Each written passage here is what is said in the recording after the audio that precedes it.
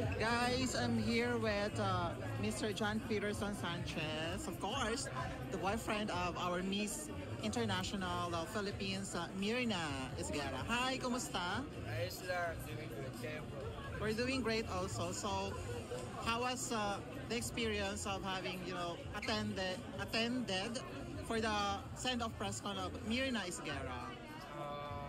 Feeling good, okay naman, and sobrang thankful and grateful kasi nandito ako simula day one na journey ni Mirna, and nakita ko yung hard work and dedication niya. So siguro this time nakita ko rin kung, alam mo kung medyo ano lang yan, yung hindi siya nakaayos, iyak yan kasi ganun kababaw yung buhay.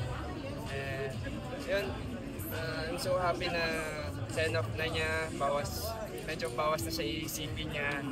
And yun, tara na sa Japan. Ready na sa Japan. Yes, message mo sa kanya. Ang message ko sa iyo, bebe, alam ko yung mga paghihirap and hard work, dedication mo sa lahat ng ginagawa mo. Alam kong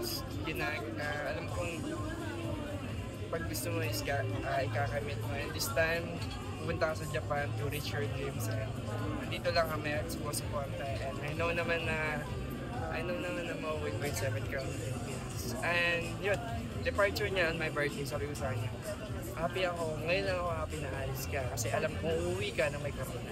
Wow, bonggang-bongga. Last question, is there any plan to join pageant?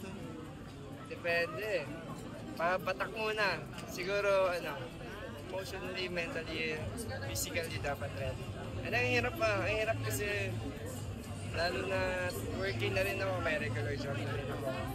And let's see next year or next year. Basta di na ako abot ng or depende sa suporta. Ayan, sige. Thank you. Thank you so much, John Peterson. It's nice to see you always. Yes.